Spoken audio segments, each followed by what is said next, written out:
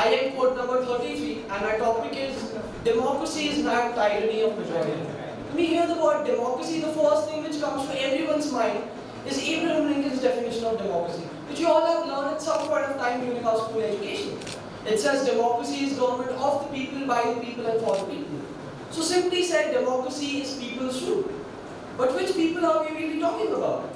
Because if we simply keep counting the votes, then democracy is majority's rule and not rule of all or everyone. This is the primary reason why ancient Greek philosophers like Plato and Aristotle were critics of democracy.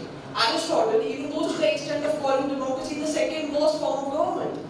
This is because simply counting the votes disregards the views of minorities and turns democracy into mobocracy or tyranny of majority.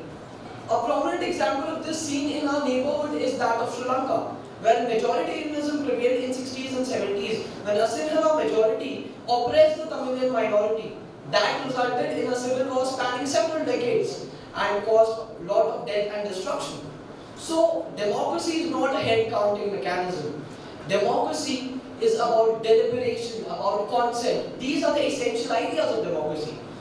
A true democracy is where various groups come together to engage in dialogue and negotiate on policies and laws for the welfare of everyone together. As Albert Camus once said, that democracy is not the law of majority, but protection of minorities.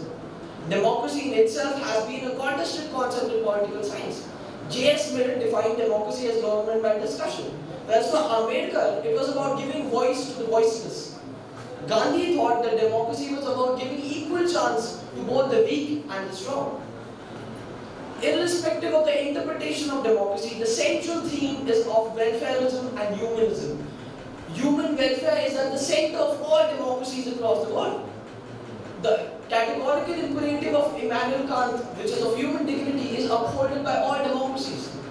Now, different areas of the world have evolved different democratic setups according to their peculiar needs. For instance, US is a presidential democracy. India is a parliamentary democracy. India, as a matter of fact, is the largest parliamentary democracy in the world.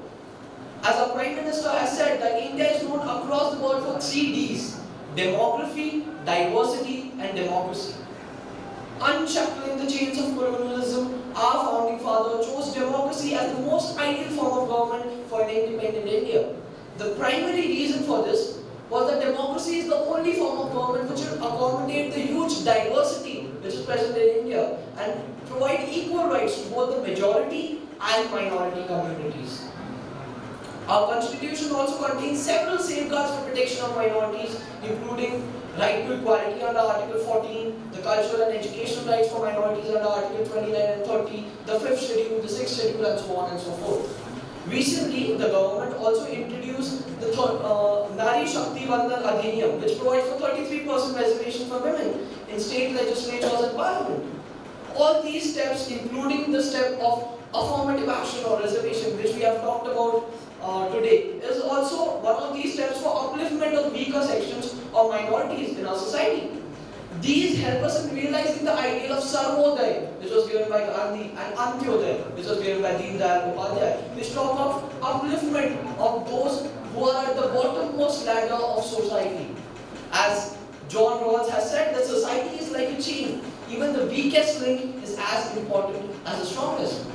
Now, we have taken many efforts, but despite our best efforts, many reports like the Satchar Committee report have shown that the participation of minorities in our democratic institution is still below standard or substandard. Post-pandemic, authoritarian trends have re-emerged all over the world, and hate crimes have also increased exponentially. India, sadly, is no exception to this. Hate crimes and violence against minorities puts a blot on the democratic credentials of our nation, which is known for its diversity across the world. Need of the hour is to maintain the democratic fabric of our society by fostering the values of equality, respect, tolerance, and fraternity. As B.R. Ambedkar once said, that democracy is not a mere form of government. It is essentially an attitude of respect and reverence towards fellow human beings. We must remember in times like these that a democracy is as good or bad as the citizens constituting that democracy. Let us together embrace the challenges which our democracy faces and turn them into opportunities for development of a more democratic,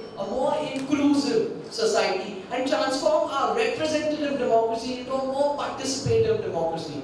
As citizens of India, let us together take an oath to uphold the democratic values and respect everyone, to lead India, to lead Bharat towards a better and brighter future. Jai Hind, thank you.